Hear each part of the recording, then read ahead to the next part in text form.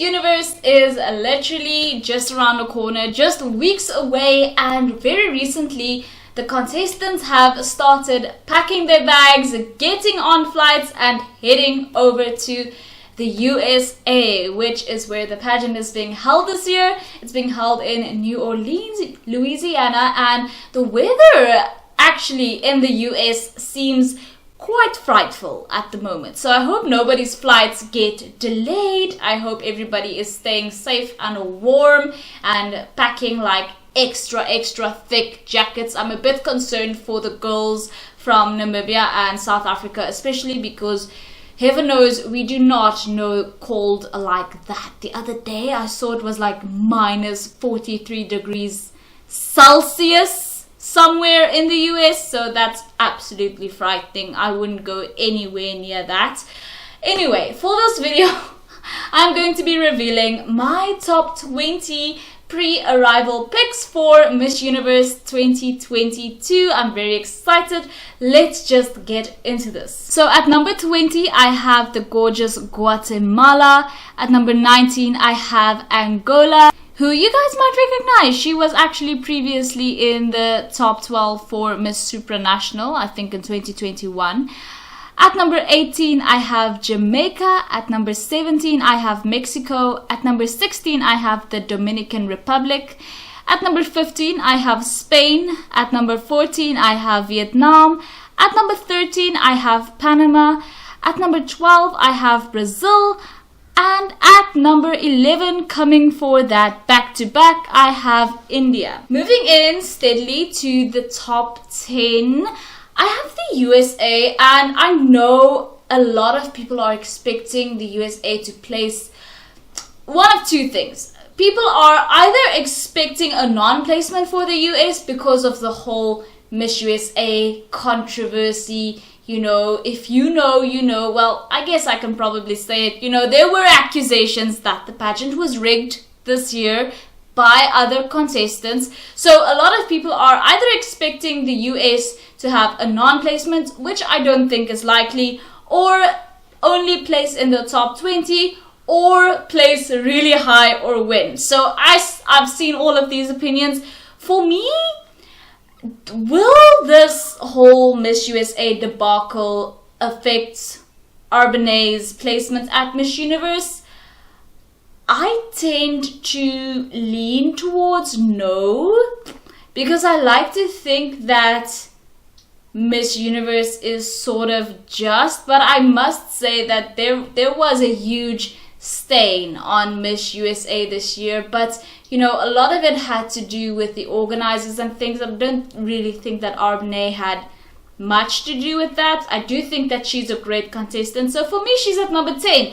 And the reason why I put her at number 10 is not actually about Miss USA's whole thing. It's more about the fact that there are women above her on this list who I just simply like more. At number 9, I have Venezuela. At number 8, I have Italy, which I am so excited to have Italy in my top 10. Actually, I love it when smaller pageant countries just have women who simply shine. You know, Italy is just one of those women, you know, she's from a smaller pageant country. You don't really see Italy that much on top when it comes to international pageants, but this woman is just, you know, pure gold. She shines, she's outstanding, and she definitely is Miss Universe material. So for me, she's at number 8. At number 7, I have a fan favorite, Peru. And at number 6, I have the Philippines, which the Philippines is definitely, obviously, also a fan favorite. She's also a former Miss Earth Philippines girl, and she competed at Miss Earth in 2018, where she placed in the top 8. For me, obviously, if you guys watched my video about Miss Universe Philippines this year, you guys know that I absolutely love her. I think that she's great, and who knows, she might actually pop into the top 5, even the top 3. I mean, these are early predictions, pre-arrival, so we still have to get through, you know, prelims and also see how the girls interact with each other. For me, that's a big giveaway, you know, actually seeing all of the footage of girls interacting with each other.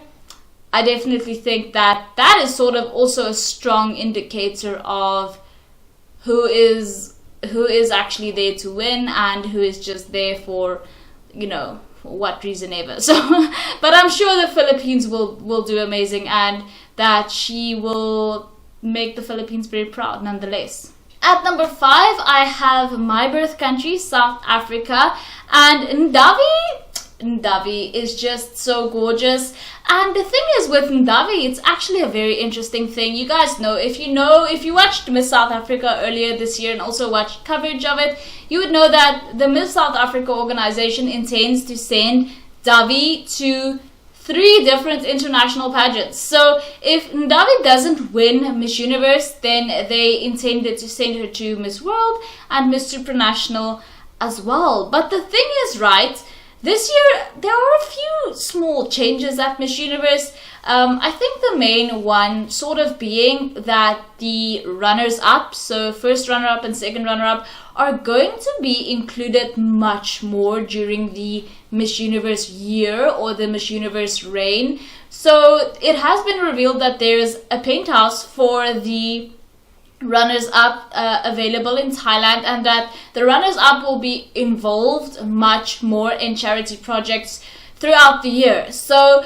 ostensibly, if Ndavi were to reach a placement of second runner-up or first runner-up, she would, well, definitely if she reached first runner-up, but she would be under contract with Miss Universe ostensibly for a year, meaning that she could not compete at other international pageants. Of course, I'm wishing for a high placement for Ndavi regardless, because we have, of course, Lebogang and Ayanda waiting to take her place in case she does win or do super well at Miss Universe. I just thought that was sort of something interesting to think about. But we will have to see throughout the next couple of weeks how the girls, like I said, with the Philippines, how it all goes. But for me at the moment, Ndavi is at number 5. At number 4, I have the woman who has been waiting 3 years to be competing at Miss Universe. I have Colombia. A lot of people have hyped up Colombia so much, and I'm not gonna lie, I've definitely bought into the hype. I also I have been dying to see her at Miss Universe since she was crowned Señorita Colombia in 2020. So, and that right to compete at Miss Universe representing Colombia was so rudely and terribly, stripped away from her when she was just crowned Señorita Colombia. Then she found out that she couldn't go to Miss Universe like all of the Señorita Colombias before her had done. That must have been such a bucket of ice water to the face. I would have been absolutely livid. But luckily this year, she's getting some justice, getting the opportunity to represent Colombia at Miss Universe, and I'm very excited for her. I actually like her a lot, and I hope that the last extra few years that she got to prepare has given her an extra sort of, bonus kick to do extra well at Miss Universe. At number 3, I have Puerto Rico. Now, I know Puerto Rico's history might indicate that she might not win Miss Universe, but I wouldn't be so sure. I mean, the history in question, of course, is that she was second runner-up at Miss USA once upon a time. For me, this woman screams Miss Universe. She is a Miss Universe if I ever did see one. So for me, she's at second runner-up only because the 2 women above her just have more Miss Universe-ness about them. But Puerto Rico is just... I don't even have words. I mean, just look at her, just listen to her, just take her in, and you will understand why she is so high on my list. At number 2, again, it brings me such joy to see small pageant countries, and not only a small pageant country, but literally a country with such a small population doing so well and having such an incredible contestant for Miss Universe. Curacao, I don't know how to explain her. She just has such divine energy about her. She just seems like such a good person. Why am I so emotional today? I just feel like Curacao is incredible, and a lot of people agree. If you just go look at Curacao, who she is, what she stands for, she's just incredible. I definitely think that Curacao is going to end up at least in the top 10 at Miss Universe. And that's me being not very generous at all. I definitely think that Curacao is one of the most incredible contestants at Miss Universe this year, and I love to see it. I love to see countries that are technically not these, you know, giant pageant countries having these women who just exude Miss Universe level energy and confidence. Lastly, this hasn't changed. My Miss Universe still is Thailand. And I know there are a couple of you guys rolling your eyes like, Irina, are you really going to insinuate that Thailand will win just because of new Thai ownership? No, I actually think that the new Thai ownership is to the detriment of Thailand's contestants.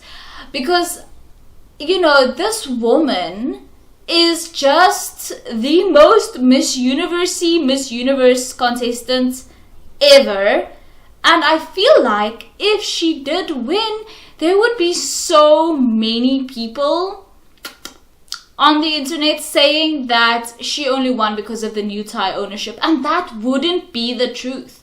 Because if you just look at her, take a moment, forget that the new ownership of Miss Universe is Thai.